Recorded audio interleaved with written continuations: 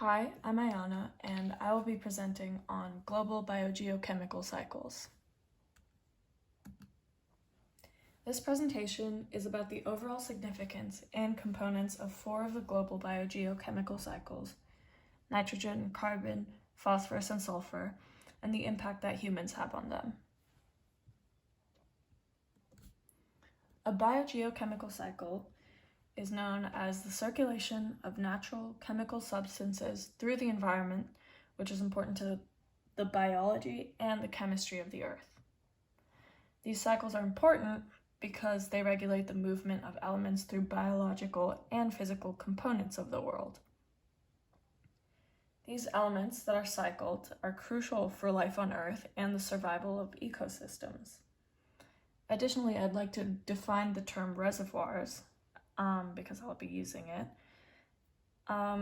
It refers to the nutrient pool in which the cycling occurs. For example, carbon, which is stored inside the Earth's crust, or for an element that's gaseous, the reservoir would be the Earth's atmosphere. My first cycle that I'll be presenting on is the carbon cycle. Carbon is essential to life on Earth. It's an organic compound that makes up the cells and other parts of living things. Carbon circulates through three active reservoirs: the atmosphere, the ocean, and the Earth, and it undergoes chemical changes through each phase. Areas of carbon storage are known as sinks. The atmosphere stores carbon in the form of CO2. The oceans store it in the forms of dissolved inorganic carbon, dissolved organic carbon, and particles of organic carbon in organisms. The Earth stores carbon in different forms, including plants, in which CO2 is released to the atmosphere, organic matter in soil, and in permafrost. An example of how carbon cycles through abiotic and biotic components of the environment is an atom of carbon is absorbed into the air, or from the air into the ocean, where it is used by plankton, who are doing photosynthesis, to get nutrition. There's the possibility that this carbon atom becomes part of the plankton's skeleton or part of the skeleton of the larger animal that eats it, and then part of a sedimentary rock when all the living things die and only bones are left behind. Carbon that is a part of rocks and fossil fuels like oil, coal, and natural gas may be held away from the rest of the carbon cycle for a long time. When fossil fuels are burned, carbon that had been underground is sent into the air as carbon dioxide. Here is a diagram of the carbon cycle to get a visual representation of it. Some human impacts on the carbon cycle include forestry, agriculture, carbon dioxide emissions, and deforestation. The excess amounts of carbon dioxide released into the environment by humans can overwhelm the balance of the carbon cycle. These effects can result in global warming and ocean acidification. Next, I will be describing the nitrogen cycle. Nitrogen has reservoirs in the atmosphere, the ocean, and the Earth's crust. The atmosphere contains the largest amount of nitrogen. It is part of plant and animal tissues, and it is vital to plant growth. Plants cannot uptake atmospheric nitrogen, so it must go through a process of fixation. Legumes, microorganisms, and lighting can fixate N2 into a usable form for plants, such as nitrates or ammonium, NH4+, and NO3. Now I'm going to describe the process of the actual nitrogen cycle.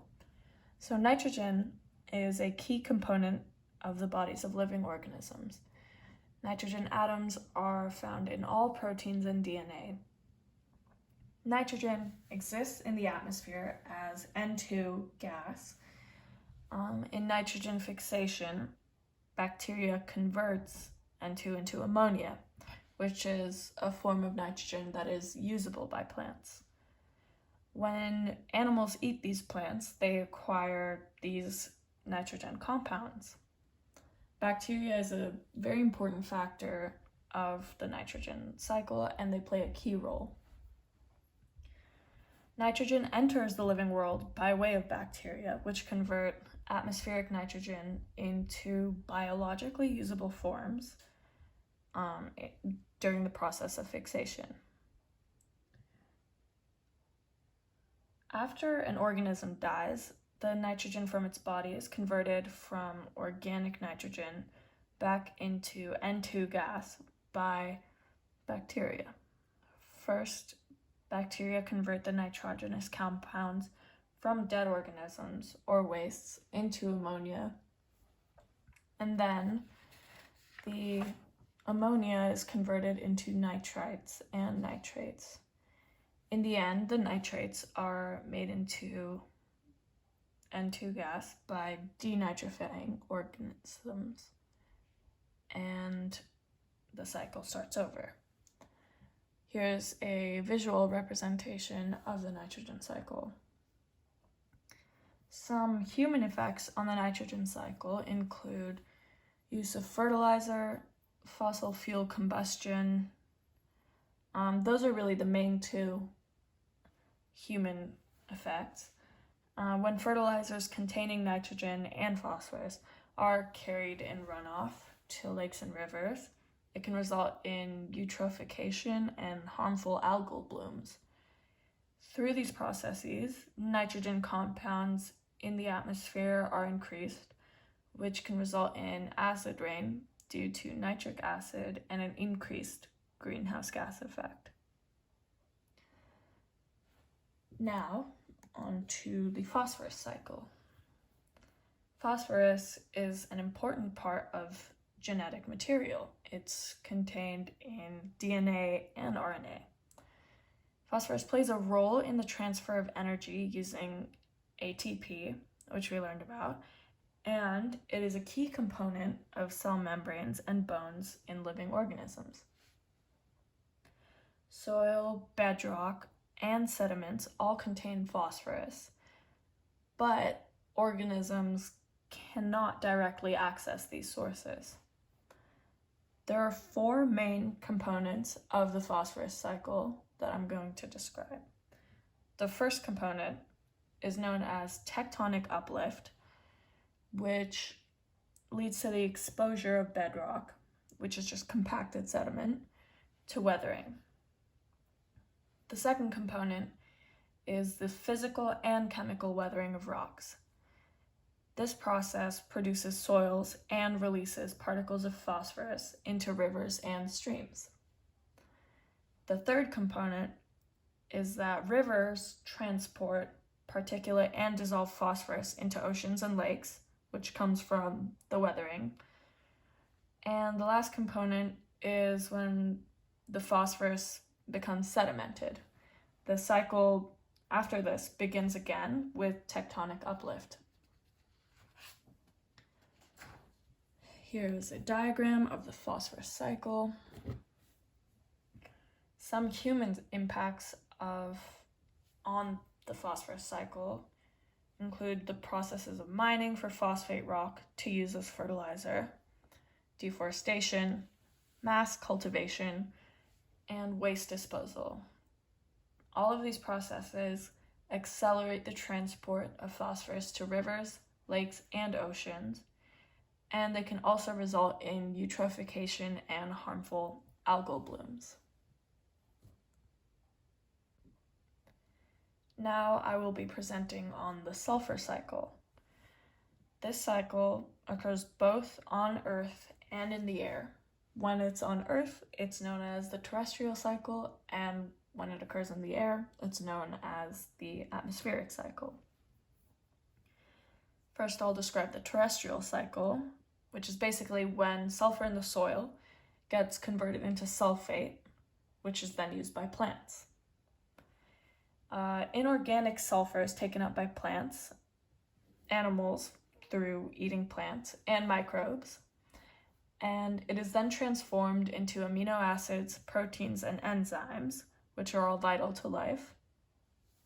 This process is known as an assimilatory process because the plants are assimilating the sulfur compounds. These sulfuric compounds are released from organisms through excretions, as well as when the organisms decompose. The dissimilatory process refers to the process by which bacteria oxidize and reduce the sulfur for energy, but they don't use it to produce complex molecules such as amino acids. Now, the atmospheric sulfur cycle happens when gaseous sulfur compounds naturally occur in the atmosphere, which is mostly in the form of hydrogen sulfide. And this hydrogen sulfide then gets oxidized in seawater, which can then become sulfurous acid. Here's a diagram showing the sulfur cycle. And these sulfates in the water can be deposited in sediments, which are then later taken up by plants again in the assimilatory process.